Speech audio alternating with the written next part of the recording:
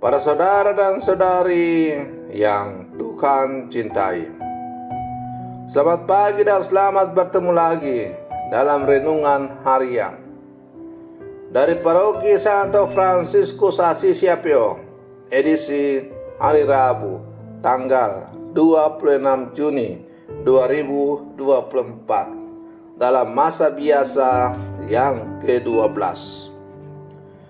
Mengawali hari yang baru ini, kita hendak mendengar dan merenungkan sabda Tuhan. Marilah sebelum kita mendengar dan merenungkan sabda Tuhan, kita berdoa. Dalam nama Bapa dan Putra dan Roh Kudus. Amin. Allah Bapa Maha Setia, ajarilah kami memahami kehendak-Mu melalui Yesus saudara kami. Semoga kami Kau teguhkan dalam iman, bahwa Engkau tetap setia memenuhi janji-Mu.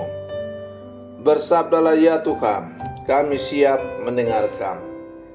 Terpujilah Engkau Bapa, Putra dan Roh Kudus, kini dan sepanjang segala masa. Amin. Para saudara dan saudari yang Tuhan cintai, sabda Tuhan yang hendak kita dengar dan kita renungkan untuk mengawali hari yang baru ini diambil dari Injil Matius pasal 7 ayat 15 sampai 20. Tuhan bersamamu. Inilah Injil suci menurut Matius.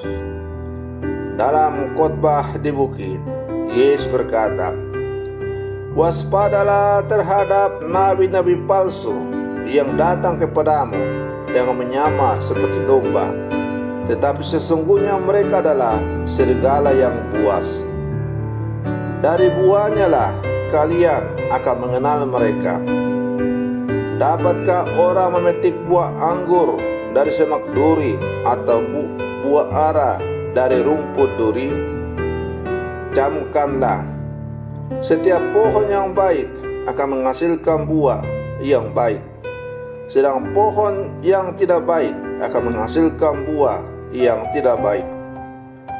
Tidak mungkin pohon yang baik itu menghasilkan buah yang tidak baik, ataupun pohon yang tidak baik itu menghasilkan buah yang baik. Dan setiap pohon yang tidak menghasilkan buah yang baik pasti ditebang dan dibuang ke dalam api. Jadi dari buahnya lah kalian akan mengenal mereka." Demikianlah sabda Tuhan. Para saudara dan saudari yang Tuhan cintai, dalam menjalani kehidupan kita sebagai orang Katolik, terkadang kita mendengar berita tentang munculnya berita yang mengisahkan tentang kehadiran para pastor palsu atau seorang palsu. Mereka berpenampilan selayaknya seorang pastor, mengenakan jubah atau pakaian dengan kolar pada kerah baju, mengaku dirinya sebagai pastor dan berlagak mempersembahkan misa. Apa yang dilakukan ternyata bukan untuk mendapatkan keuntungan tertentu, misalnya uang dari umat atau kenikmatan tertentu. Tidak sedikit umat yang tertipu dengan kehadiran para pastor gadungan ini. Tidak saja dalam kehidupan gereja, kepalsuan juga hadir dalam bidang lain, seperti guru palsu, ijazah palsu, dan identitas palsu. Kepalsuan memang kerap menipu, karena itu dibutuhkan kewaspadaan diri atau sikap awas. Para saudara dan saudari yang Tuhan cintai, dalam Injil hari ini, Yesus mengingatkan kita agar waspada terhadap para pengajar palsu yang menyesatkan, yang dengan berpura-pura saleh padahal mereka hanya mencari keuntungan diri. Tentu saja kewaspadaan ini perlu diperluas, tidak hanya menyangkut kepalsuan para pemimpin, tetapi juga menyangkut kepalsuan dalam diri kita sendiri. Sebab dalam banyak kesempatan kita kerap menampilkan ketidakmurnian atau ketidaksejatian hidup yang menjadi awal dari sebuah kesesatan. Kita kerap menggunakan topeng kesalehan untuk menyembunyikan kejahatan atau keburukan dalam diri.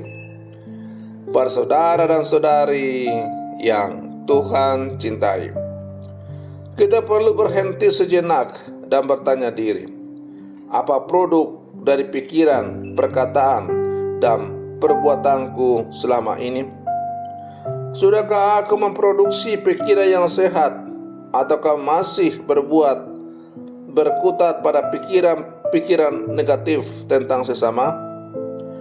Sudahkah aku memproduksi perkataan yang baik atau benar, ataukah masih berkutat pada obrolan atau ujaran-ujaran yang menempatkan orang lain di posisi paling rendah? Sudahkah aku memproduksi perbuatan-perbuatan yang baik searah dengan kehendak Allah, ataukah masih memproduksi perbuatan yang menempatkan Allah pada urutan buncit dalam daftar prioritas? Para saudara dan saudari yang Tuhan cintai, dari buah yang kita hasilkanlah kita akan dikenal. Perkataan Yesus hari ini memperingatkan kita supaya waspada kepada berbagai tipu muslihat roh jahat yang mungkin menawarkan berbagai hal yang kelihatannya baik. Sebab apa yang kelihatannya baik belum tentu sebenarnya baik. Sama halnya seperti apa yang enak disantap belum tentu menyehatkan. Racun mematikan bisa saja terasa manis. Demikian pula halnya dengan segala sesuatu yang berlebihan, meskipun tindakan itu sendiri baik, namun karena porsinya tidak pas, justru merugikan. Para saudara dan saudari yang Tuhan cintai, Yesus memang berbicara tentang para nabi palsu. Namun peringatan tersebut kiranya juga patut kita renungkan, karena apa yang dikatakan Yesus itu juga berlaku bagi diri kita masing-masing. Sebab peringatan tersebut ditujukan juga kepada kita dalam menjalani hidup beriman kita. Maka kita diajak untuk sungguh-sungguh mencermati pilihan-pilihan kita. Apakah sungguh-sungguh menghasilkan sesuatu yang baik dan berguna bagi keselamatan kita dan orang-orang yang kita jumpai, atau justru hanya kelihatan saja baik padahal mendatangkan malapetaka? Para saudara dan saudari yang Tuhan cintai, sebagai murid-murid Yesus yang hidup di zaman sekarang, mari kita berlangkah maju bersama, terus mengoreksi, merefleksikan perjalanan hidup kita. Apakah kita hidup ini benar-benar telah sesuai dengan apa yang dikatakan oleh Tuhan? Telah hidup sesuai dengan kepolosan, kejujuran di hadapan Tuhan dan sesama? Ataukah kita masih banyak bersikap palsu? Semoga perenungan saya untuk mengawali hari yang baru ini semakin menghantar kita menjadi murid-murid Yesus yang sejati. Selamat pagi, Tuhan Yesus memberkati.